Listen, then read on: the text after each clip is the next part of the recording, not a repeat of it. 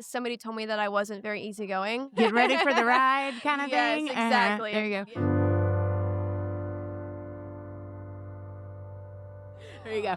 Well, Tori Rose, welcome to McMahon on Keys podcast. Thank you. It is so good to see you It's so good again. to We see have you. already welcomed you to the Breaking Indies Country Countdown Yes, family yes. with our Writers Round that you did so good at. Thank you. And I'm excited to get to just know you more. I don't think we got to talk much. It was such a chaotic night. Yes. But yeah, I was doing all my homework on you and stuff, and you've got some things going on. Oh, yes. Yes, you're pushing Easygoing Girl right now. Yes. Let's yep. talk about it. Yes. So Easygoing Girl is my latest single. Yes. And I wrote that one all by myself. So, yeah. Oh, is that the first one?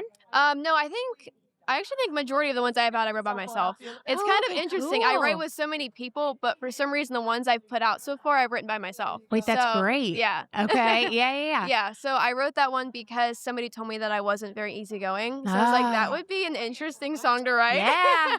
But yeah, so it's really just about more being honest than not being easygoing. So yeah. And just being like, you get what you get. Yep, like, exactly. And whoever my future husband is, like, Yeah. Yep. get ready for the ride kind of Yes, thing. exactly. There you go. Yeah. So were you a songwriter before you started singing? How did you get into this? Yeah, it all kind of happened at like one time. I always loved music. I grew up listening to so many different genres of music. Mm-hmm. And my parents played instruments and they sing all the time. They don't do it like professionally or anything, but Yeah. they've always like evolved me in it or like involved me in it. Uh-huh. And I started playing piano when I was 6 and then ukulele when I was 11 and guitar when I was 12. So I played all the instruments and I basically anything I did was music. Uh-huh. And then I'm from Pennsylvania, but I moved down to Florida in high school. And that's when I started doing it like full time. Mm-hmm. And I'm like, this is really what I want to do. So it kind of all happened at once. I was always writing by myself at home and I loved like putting covers out. I'm like, I want to put my own music out. Mm-hmm. And I started playing more full time and now I'm up in Nashville. And now you're in Nashville, and Yeah. now you're here. And I love that it all started on a boat.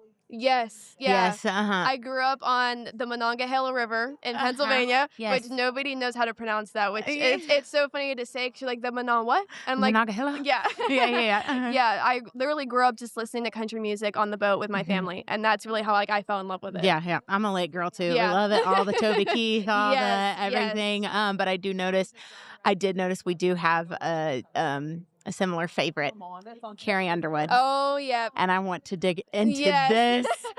I'm so curious because, one record, and this happened at a college. I randomly knew a guy who knew Carrie Underwood's drummer at the time. So I do have one of her drummers on one of my tracks. That's but so you cool. have, what's his last name? Mickey Jack Owens. Mickey Jack Owens. Yeah. Yes. Okay. So how has that been working with him? It's been amazing. Mickey is so fun. He really pushes me to my limits. I just recorded 3 songs with him that we're going to get ready to release at some point this year. But he's amazing. He's so funny. Yeah. It was a great time to be in the studio with him, but he pushes me to be like the best that I can be. I was in the studio, I think 4 hours one day and 5 hours the next day. Wow, Just okay. singing the same songs over Okay. and over and over again. Yeah, and yeah. I was like, he's like, these are going to sound amazing once you're done. I'm like, Mickey, I'm not going to have a voice left if we keep going. But he's so fun. I've loved working with him so much. Yeah. Now, Yeah. how did you find? Well, okay. So we have to shop for producers. We have to Yes. go around sounds and like. I wouldn't even question that. Yeah. You know, like Yeah. okay, let's go. Yeah. How did your path lead to him? Yeah, so I have been working with Jimmy Ritchie for all of the music I have out so far, and I've loved working with Jimmy so much. And my manager, Cole Johnstone, actually knew Mickey. And he's like, hey, I just want to introduce you to Mickey. Like, obviously can't promise anything, but we literally just started talking. And then Mickey and I, it was supposed to be like an hour thing, and Mickey and I were talking for like 2 hours. And he's like, I want to work with you. And I was like, oh, okay. That's great. Yeah, Oh it my was gosh. amazing. Okay, so in your working stuff, are you allowed to tell me what y'all have been working on? Do you have like what's your future stuff? Maybe let me just ask you what's coming down the pike, and if there's lots of things happening that I can't quite say yet. Okay, all right. We don't have it. Well, we have a bunch of songs ready, but we're kind of still figuring out which one we want to release first. Yeah. But there will definitely be a single out in the next couple months. Okay. So are you trying to like cook up a collection later down the line too, or are these all singles you've been working with they're Mickey? all gonna be singles. Yeah. Okay, perfect. I'm kind of waiting. I feel like I wouldn't do like an EP for at least another year or two. I'm kind of really just want to make sure the singles get like the attention they deserve. Right. So that's really what I'm working on. Have you been in the studio and like, is he giving you like, well, this is what I did with Carrie, or like, have you been talking like, okay, well, and did he? I think he did Denim and Rhinestone. Is he on that one? I think so. Yeah. I want the beat under Denim and Rhinestone. Like, are you talking to him and Carrie-isms? Like, yeah, yeah. It was funny because he would tell me like all these stories, and honestly, I can't remember. I just had one pop in my head, but I can't remember what it was. But two of the songs I actually didn't write, but he wrote. And so he's like, hey, do you want to? And that's new to me because all of the songs I've written. Yeah. But I'm like, I also want to be able to sing songs that other people have written because I think those songwriters also deserve a chance. So, oh my gosh, I couldn't back you on that more. Yeah. So I did 2 songs that he was a co-writer on. And one of the songs I do like, but it's not my favorite. And I'm like, are we sure we want to do this song? And then my whole team's like, no, this is a great song for radio. Like, definitely do it. And Mickey's telling me, he goes, I can't tell you how many times I've gotten like, I don't even know who it was, somebody huge in the studio. And he's like, they hated the song so much. It was their biggest hit. Yeah. And I was like, that's crazy. Okay, then that's how that's going to be here. Yeah. Yeah. So cutting outside songs, that is such a thing. And you are a songwriter. Yeah. But the fact that you just said like they deserve a chance, because I've been talking with Song You about this, because I've learned how to write songs. I love it.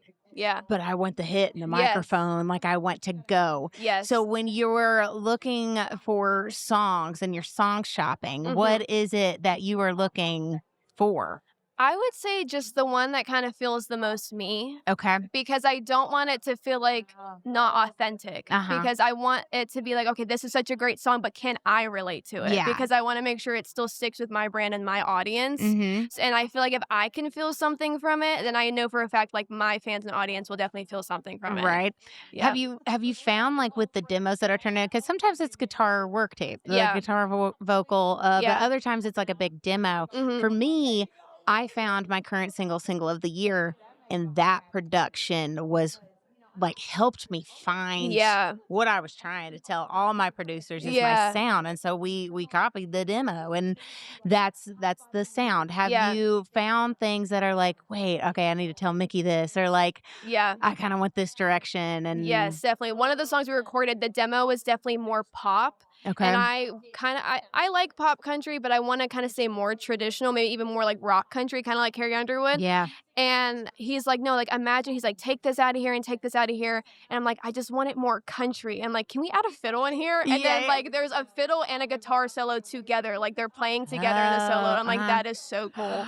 Good. Yeah. Okay. Yeah, that's awesome. Oh, man. Then that's going to be so much fun. I can't wait to hear it. Thank you. I'm sure that is full circle moment for you and stuff like that. Yeah. Are you playing around a lot? How is touring going? Yeah, I'm staying around Nashville for the most part, but I would love at some point to keep playing out around the States, maybe get an opening spot for somebody. That's what I'm really trying to work for. But I'm making my Whiskey Jam debut next month, so I'm so excited about it. Great. I'll have to look up your socials and put it on my calendar. It's I think it's April 23rd. Don't quote me on that, but I'm pretty sure it's April 23rd. Okay. How many songs are you getting on? I think it's 4. Is it 4? I okay, think, I forgot. I haven't gotten all the details yet because it's a month away, but I'm so excited. I was keep going to telling say, everybody. That's a big build-up. Everybody here plays Whiskey Jam. It's so much fun, and they've moved it down to Dierks Bentley. So definitely go and say the date again. April 23rd. April 23rd. She thinks, but also at the end we'll get all your credentials so they can follow you and listen to all your new songs coming up too. What else have you been working on? What else is kind of going on in your world? It's mostly a lot of writing. Okay. I'm trying to get some more, local spots to play at. So I'm playing Raised Rowdy in May. Nice. And I'm working on getting my listening room debut in the summer at some point. Okay. Yes. So excited about that one. And I'm mostly just trying to stay around town playing and co-writing with a bunch of people. Right. Yeah. How was performing in was it Orlando? Yeah. Did I read? Okay. Yeah. How was that? Did they Do they have writers' rounds over there, or you were in big? What was that experience It like? was Singing down there? a lot of bar situations, but I used Mhm. to play at Ole Red in Orlando all the time. Like that Okay. was like my spot I'd play at once a week. And that was definitely fun because that one I'm not sure if they still do, but I used to be able to play my originals there. So I could play Okay. covers and originals, which Uh-huh. I don't think the Ole Red here you can do that because it's on Broadway. Yeah, Yeah. yeah. I think it might change here, but yeah. Yeah, that's one of the main reasons why I came up to Nashville is because there really wasn't too much of like a country scene in Orlando, and I'm Mhm. like, I need to come to Nashville. Were your parents wanting to move to Orlando, or what made you? Did they move you, and then you were like, okay, I'm gonna go do music, and now Yeah, I'm coming to it Nashville, was kind or of a little bit of both. We had a house down there kind of just like as like a vacation house we'd go to like once a year in the summer. And then after middle school, I just really wanted to keep doing music more full time. Mhm. And we just started like my parents always said they wanted to move to Florida after my brother and I graduated from high school. But Mhm. then we were like looking at all these really good schools down there that had a bunch of music stuff going on. Right. And so I moved down there to go to a music conservatory high school. And then my Okay. whole family came with me. Awesome. Okay, that's awesome. So yeah, Yeah. so you were like, I want to go network here, and Yeah. I'm sure you made a lot of connections down there, and were able to do it. Yeah. And then, when was the decision to move to Nashville, or what day, Yeah. what thing was like, okay, I'm finally doing it now? I think it got to a point where I was just playing at Ole Red so often. I'm like, I Mhm. love doing this, but I don't think I can progress anymore down here. And I'm Mhm. like, I need to take a step and go somewhere else and Yeah. make, like a new music family somewhere else and meet more people in the industry. Yeah. And that's when like Nashville's the place to do it. Now, So here I yes, am. yes, yeah, and you've got all the instruments you can play in your back Yeah. pocket, and you've been practicing, guitar and stuff. I have to take guitar lessons right I'm now. still taking I was gonna lessons. say, how's the mandolin? Yeah. I saw where you were that. Good for you. Thank you. Uh-huh. I think I know how to play 2 songs on it. I'll be so honest, when I Okay. got it, I was so focused on learning it, and then I've gotten so busy the past few months, I've barely picked it up, and I'm mad Yeah. at myself about it. It's hard. I know. I got Yeah. guitar books for Christmas, and I'm like, okay, but Yep. then I got to go make this reel over here, and then Yes. but I'm like, I found another friend who got the same book, so I'm like, we're doing this together. Yes, We're gonna have a wine night, and we're gonna make this happen. that's how you need to do it. Because Yeah. I mean, I've been taking guitar since I was 12, but I'm Uh-huh. still taking lessons because I feel like if I didn't, I would never practice. Yeah, I'm like, I need someone to keep me accountable. that's so true. That's so true. Continue to go to the thing. Oh, that's awesome. Well, I hope to hear you play mandolin Thank soon. you. Sooner I'm than later. working Not on yeah, yeah, it. yeah. Awesome. Well, thank you for sitting here and Thank you for chatting with having me. It me. was great seeing you. If you want to tell everybody how to find your music and look in Yeah. that camera, you're welcome to. All right. Well, you can find me on all social media at Tori Rose Music, and I have a website, it's torirosemusic.com. And you can listen to me anywhere you listen to music under Tori Rose. Perfect. Well, Yeah. thank you so much, Tori Rose. Thank you for having me.